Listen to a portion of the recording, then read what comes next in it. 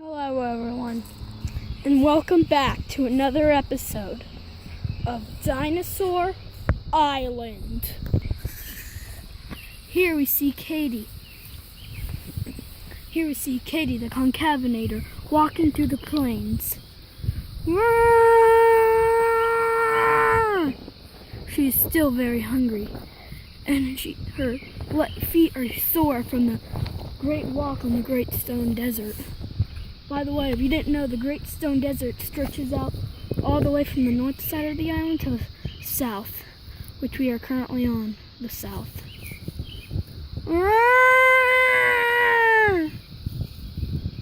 She is hollering to attract other concavenators, not for mates, not so they can mate, but she can steal their food. But that is useless. But what's this? A sign of hope.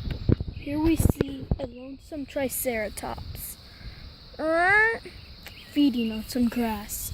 Katie is nearby. Triceratops is almost around the same size as her. Surprisingly, Triceratops must be a full-grown male. So she goes in for the attack. First, she must stalk the Triceratops, so the Triceratops doesn't know that she's there.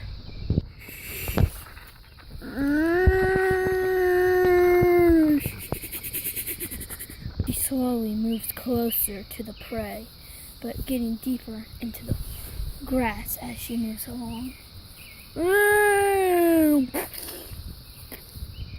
Quick, while he's not looking, she attacks.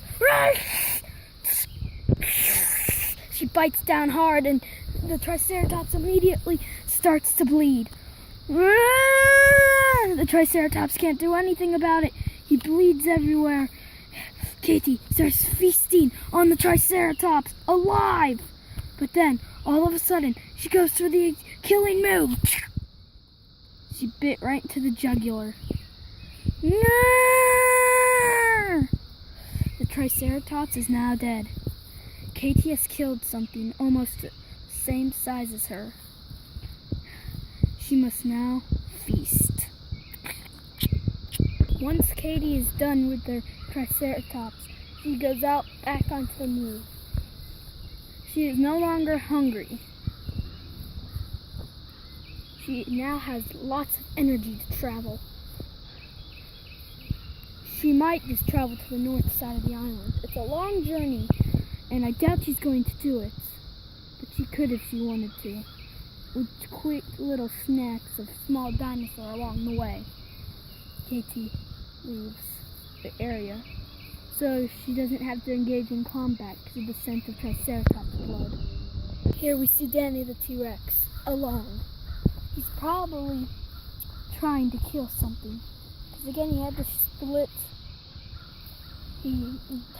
that tiny bit of meat with his entire family, so he's probably really hungry. He looks out into the Great Stone Desert and sees something amazing for him. And he sees something in the horizon of the Great Stone Desert. He approaches slowly. He has stumbled upon an already dead Stegosaurus. The Stegosaurus must have died naturally, and then small things like Katie. I'm surprised Katie didn't see it. This carcass is old. It must have died naturally, and small predators like velociraptors has pecked in it. He starts eating the neck. The meat is too old. He would eat it, but it is too old for him. Well, for T-Rexes anyway. Other predators might not have such a big deal eating this old meat. But wait, as Danny is leaving, he realizes something. This thing couldn't have died on its own. It doesn't look sick or anything. It just has a lot of scars. Then Danny realized that someone must have killed this thing. Not to eat, but clearly for something else. Danny realizes what killed the Stegosaurus is right in front of him. Sees in front of him a small juvenile Dinosaurus. I think it's just a truly amazing sight. Danny thinks he can take him on, but he's not in the mood. He's kind of sick from the meat. Again, he's a Tyrannosaurus Rex, and his digestive system is a little bit different than most theropods. So he just backs off. But this Tyrannosaurus has no need to wait for meat. He is hungry and starts to eat.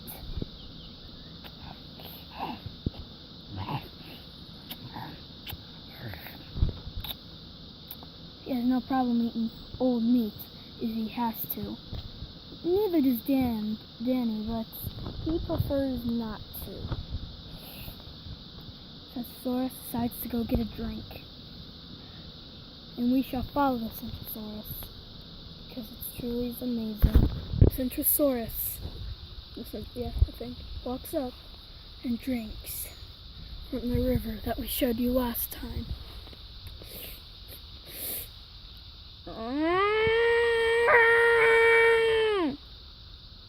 Continues drinking. He decides to stand in the water a bit, but knows to keep a watchful eye out for crocodiles. But just then, someone comes that is familiar to us because she's been with us. Yes, it is Katie. She drinks from it, trying to also wash off some of the blood from the Triceratops. The Centrosaurus smells the Triceratops blood. And stupidly, at the last moment, attacks! Katie falls over into the water. That was probably one of the most stupidest things the Centrosaurus could have done, for 2 reasons. 1, Katie would be mad, and 2, of crocodiles. These Centrosauruses don't have big eyes, so they have terrible eyesight, so they go mostly by smell. And when he smelled the Triceratops blood, he thought it was a Triceratops. He can see a little, and he notices that is a concavenator. He gets back up, unharmed. All the blood that was from the attack washed off in the creek immediately. But she bites back. They fight in the water like 2 beasts. What they are. They wrangle each other in the water, splashing everyone. Katie goes down in the water. Katie gets stuck in the mud. Centrosaurus doesn't care. He doesn't care. He backs away, slowly. Then, Katie gets untangled from the dirt and attacks the Centrosaurus, making him fall back down into the cliffs. Katie fell too, but the Centrosaurus is more hurt. He attacks, pushing him into the water. Katie thinks the Centrosaurus is dead. Little does she know, she's passed out. So, Katie leaves slowly. But then, Centrosaurus gets back up and jumps on Katie! I know this seems pretty unrealistic how they keep going at it, but they're 2 predators. For one thinks it's a Triceratops. Then, Katie leaps, leaving the Centrosaurus stranded. She walks away, this time to be unharmed.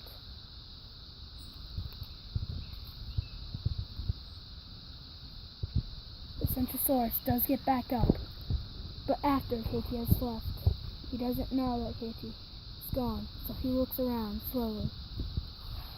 But Centrosaurus are also great swimmers, so they're not the best.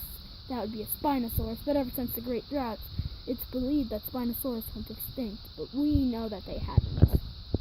Anyway, they swim off. He swims off, away.